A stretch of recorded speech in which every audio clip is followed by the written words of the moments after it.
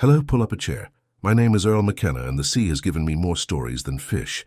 Before we get to today's tale, if you enjoy a good yarn with the smell of salt in it, I'd appreciate the support. Hit that like button and subscribe to the channel so you don't miss any adventures. Some days the sea is just a job. It's blue-collar work on a blue-water clock. You punch in when the sun is just a rumor, and you punch out when your hands are stiff and smell of bait and diesel. Other days it's something else. It's a cathedral or a courtroom or a graveyard. You feel the weight of every sailor who ever drowned and the hope of every man who ever threw a line, all balanced on the thin fiberglass hull of your boat. This story comes from one of those other days. I was running the Mary II, my old 40-foot trawler, out in the Florida Straits. It was that time of year when the air is so thick and wet, you feel like you're breathing soup, and the sun doesn't just shine, it presses. It flattens the water into a sheet of hammered brass. I was maybe 60 miles south of Key West, cruising the edge of the deep trench, a place where the bottom drops out from a few hundred feet to a few thousand in the space of a mile. The problem was the silence. When you're a fisherman, silence is the loudest sound in the world. The sonar was clean. Not just no big schools, I mean clean. Usually that screen is cluttered with noise, a plankton small fry, the occasional curious dolphin. But that day, it was as black as a banker's heart. The radio was dead air. No chatter from the other boats, probably because they were all smart enough to be closer to shore. And the birds, and there were no birds, no gulls, no pelicans, no frigates, nothing. I'd been drifting for 4 hours, trying every bait I had. Chum, squid, cigar minnows. Nothing got a sniff. It was a dead zone. Not dead from a chemical spill, you understand, but dead from fear. I'd seen it before, usually when a pod of orcas was passing through, or if a truly massive great white had staked a claim. The entire food chain just shuts down and hides in the mud. But this felt different. This felt older. The water itself seemed heavy. I was cleaning squid guts off the console, sweating and cursing my luck, when I remembered something old man Arno told me back in the 70s. Arno was a Cajun fella who'd drifted down from Louisiana, smelled like crawfish and cheap whiskey, and claimed to have lines on his face older than my boat. He'd seen me fussing with a new kind of lure one day and just laughed. "Earl," he'd said, his voice like gravel in a tin can, "you trying to catch poisson? Or you trying to catch the Guardian?" "The Guardian? What the hell is that, Arno?" He'd pointed down, not at the water, but through it. "Down there, Cher. Down where the light don't go. There's things that don't eat fish. They eat the things that eat the fish. They don't care about your shiny lures. They is old. They remember the land. They get curious about the smells from up here." I'd chalked it up to whiskey talk, but he'd sworn that if the water ever went dead quiet, it meant the Guardian was awake, and the only way to get its attention was with meat of the land. I looked at my bait freezer, empty, save for the emergency rations, and then I saw it. Tucked in the back of the galley fridge, shoved behind a 6-pack of flat soda, was a whole roaster chicken, 3-pounder. I'd bought it in Marathon, intending to cook it for dinner, and completely forgot. It was still wrapped in plastic, cold and pale. It was a stupid idea. A profoundly, monumentally stupid idea. Using a whole chicken for bait is the kind of thing that gets you laughed out of every dockside bar from here to Maine. It was a waste of good protein and, more importantly, a waste of time. But the silence was getting to me. The stillness. The emptiness on that sonar. "What the hell?" I muttered to the empty air. "Arno, you crazy old bastard. This one's for you." I didn't use a normal rod. This was a job for the beast, my deep-drop rig. It was a hydraulic drum winch bolted to the stern, spooled with 2 miles of 400-pound braided steel line. I used it for prospecting new swordfish grounds, or, if I was honest, pulling up whatever snagged my anchor. I unwrapped the chicken. It felt obscene, holding this pale, plucked land bird over the deep blue. I took a 20-0 circle hook, a piece of steel the size of my hand, and wrestled it through the bird's cavity and out its back, securing it with 6 zip ties. I attached a 20-pound cannonball weight just to get it down fast. I stood at the stern. The Mary II just bobbed gently. The silence was absolute. I looked at the sonar, still black. I looked at the chicken. "Well," I said, "dinner is served." I hit the free spool lever. The cannonball snatched the chicken, and the whole rig vanished in a zip hiss of spray. The line counter on the drum spun like a runaway clock, 500 feet. The color of the water changed from blue to indigo, 1,000 feet. Past the range of the big marlin, 1,500 feet. Down where the light starts to die, the spool kept spinning. 2,000 feet, 2,500. This was the part that always got me. You're floating on the skin of the world, dangling a string into a place darker than night, colder than ice, with pressure that would crush a pickup truck into a hubcap. You aren't just fishing. You're knocking on a door you have no right to open. At 3,100 feet, the line stopped. I waited. Nothing. Maybe it hit the bottom, though I thought I had more depth than that. I put the winch in gear and took up the slack. The line went taut. I felt the weight of the cannonball and the chicken, a dull, heavy anchor in the abyss. I waited. 1 minute, 5. The sun beat down. A bead of sweat ran from my hatband into my eye, stinging, and then the rod, a solid, foot-thick piece of fiberglass bolted to the gunnel, bent over. It didn't twitch, it didn't bounce, it bent slowly, deliberately, as if an anchor truck had tied on and driven away. The winch motor, which could pull a small reef off the bottom, gave a high-pitched whine and the line began to pay out. Click, click, click, zzz. Something had taken the chicken, something at 3,100 feet, and it was pulling. I slammed the drag tighter. The motor screamed, the pitch rising until I thought it would burn out. The entire boat, all 40 feet and 20 tons of it, groaned and began to list to port, the gunnel dipping toward the water. This wasn't a shark. A shark, even a monster, makes a run. It fights. This was just weight. It was hydraulic. It was like I had hooked the continental shelf itself. Zzz! The line was still going out. The thing wasn't panicked. It wasn't running. It was just leaving, and it was taking my boat with it. I stared at the line cutting the water, realizing my hands were shaking. Old man Arnaud's words came back to me. They get curious. This felt like a whole lot more than curiosity. I had done something terrible. I had rung the dinner bell for something that lived in the basement of the world, and now it was coming up to see who was home. The line kept screaming. The boat kept tilting. I looked for the knife to cut the line, and realized with a cold pit in my stomach that the knife was in the galley, and to get to it I had to let go of the winch. The fight, if you can call it that, lasted for an hour and a half. It wasn't a fight.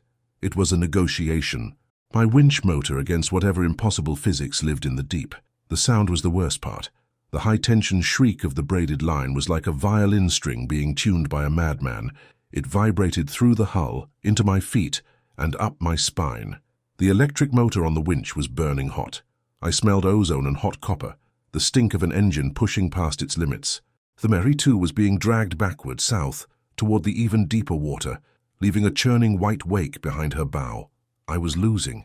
Whatever it was stronger than my boat, stronger than my engine, which I'd thrown into full forward gear just to try and slow the drag. The diesel roared, the prop churned, and still we moved backward, inch by agonizing inch. I had two choices: cut the line and lose 2 miles of expensive steel cable and the biggest rig I owned, or let this thing pull my stern under. Then, as suddenly as it began, it stopped. The line went slack. Not fully, but the terrible boat-dragging tension was gone. The winch motor gave a shudder of relief. My heart sank. It was gone. It had spat the hook. I put the winch in gear, my hands trembling with adrenaline and defeat. "Come on, Earl," I grumbled. "You knew it was a snag that moved." I hit the retrieve button. The winch groaned, the motor strained, and slowly the line began to come in. It was heavy, unbelievably heavy. The rod stayed bent in a deep, agonizing arc. It hadn't spat the hook. It wasn't a snag. It had stopped pulling, and now it was letting me win, or it was coming up. The line counter ticked down. 3,000 feet, 2,500. The motor whined, fighting for every inch. This thing was heavier than any 2 tuna I'd ever hauled in. 2,000 feet. I could feel it even through the machinery. It wasn't fighting. There was no thrashing, no shaking of the head. It was just dead weight. A passive, colossal burden. 1,500 feet. The sun was passing its zenith. The heat was unbearable. 1,000 feet. 500 feet. I turned the engine off. The silence that returned was deafening, broken only by the hydraulic whine of the winch. I grabbed the longest gaff I owned. 100 feet. I looked over the stern, into the deep indigo blue. I saw nothing. 50 feet. The cannonball weight breached the surface, spraying water. Then the heavy steel leader. Then it. The water didn't foam. It bulged, like a submarine surfacing. A mound of oily, basalt-black rose from the depths. It wasn't skin, it wasn't scales. It looked like plates, like the overlapping ancient armor of some deep-sea crustacean or a reptile that time had forgotten. It was vast. I couldn't see a beginning or an end. The section that surfaced near my stern was wider than my boat was long, and the smell hit me. It wasn't the rot of a whale carcass. It wasn't fish. It smelled like copper, like ozone, like the air after a lightning strike hits the mud. The chicken was gone. The massive 20-0 hook was embedded in a lip of flesh that looked less like meat and more like volcanic rock. I thought I'd hooked a creature. I was wrong.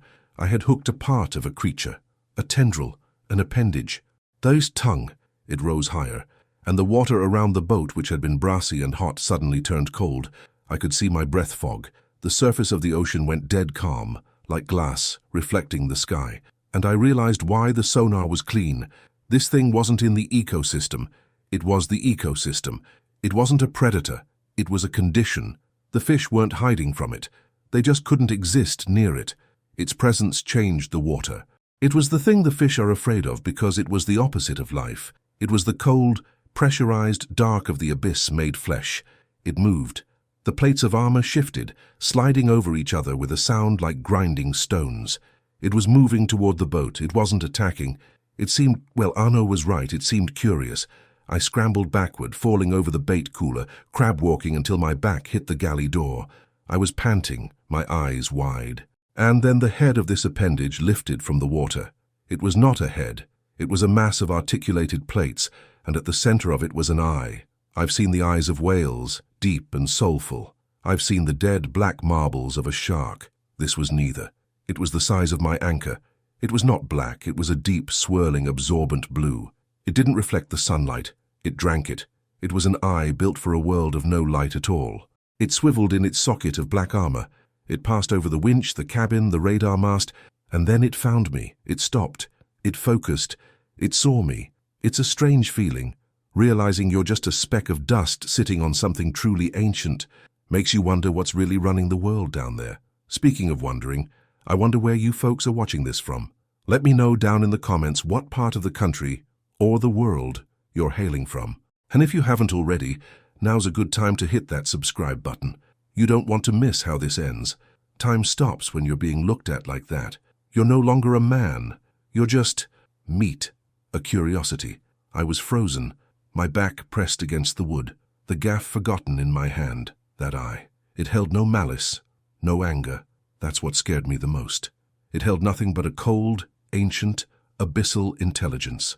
It was looking at me the same way I might look at a strange beetle I'd found crawling on my deck. Something small, something temporary. The thing, the appendage, the tentacle, whatever it was, lifted higher. It was attached to something below, something that displaced so much water that the Mary II began to rock violently, not from waves, but from the ocean itself being moved aside. It moved closer. The smell of copper and ozone was so strong it made my eyes water. It came right up to the stern, and it touched my boat. It wasn't a ram, it wasn't an attack, it was a nudge. A slow, exploratory, terrifyingly gentle push against the transom. The Mary II, my 20-ton home, creaked like an old floorboard. The creature, or this part of it, was inspecting the thing that had dangled the chicken. I found my voice. It came out as a raw, dry croak. "Get back!" The eye just blinked. It blinked horizontally. A thick, nictitating membrane of oily black sliding over that impossible blue void. I knew in that instant that this was not a catch, this was not a discovery, this was a boundary, and I had crossed it. I wasn't a fisherman, I was an intruder. This wasn't my world. I was a trespasser in a kingdom that didn't know or care about the sun. I had to let it go. I scrambled forward, grabbing the winch controls. The creature watched me. It didn't move. It just observed. I couldn't just cut the line. The tension was gone, but the hook was set. I needed to release it. I looked at the steel line, then at the creature. The line was a thread connecting my world of noise and sunlight to its world of silence and pressure. "You can have the hook," I yelled, my voice shaking. "Take it, it's yours." I grabbed the heavy gaff, not to strike it.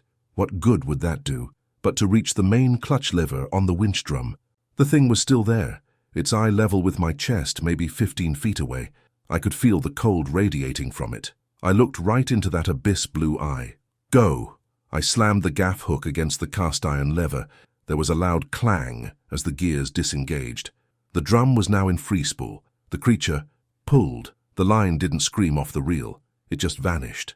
The spool spun so fast, it was a blur, a high-pitched zang that lasted less than a second. The entire 2-mile length of steel cable, the cannonball, the leader, and the hook were pulled from the boat with the force of a cannon shot. The end of the line whipped past my head with a sound like a bullwhip, and then it was gone. The creature, the part I could see, lingered for a second.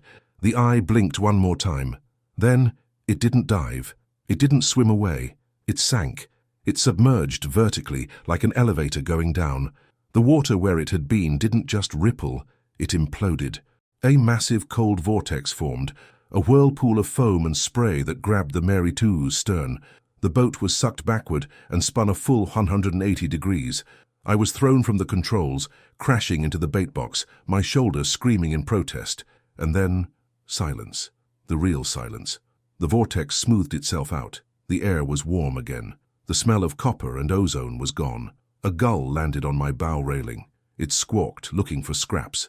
I lay on the deck for a long time, just breathing. The sun felt good. The sound of the gull was the most beautiful thing I'd ever heard. I got up, my whole body aching, and went to the helm. I checked the sonar. It was cluttered, full of noise. Plankton, baitfish, interference, life. I started the engine. The diesel rumble was a comfort. I turned the boat north and didn't look back. I never told anyone, not the truth. I got back to the dock at Marathon well after midnight. I told the few guys still cleaning tables at the dockside bar that I'd snagged the bottom in the trench and lost my entire deep-drop rig.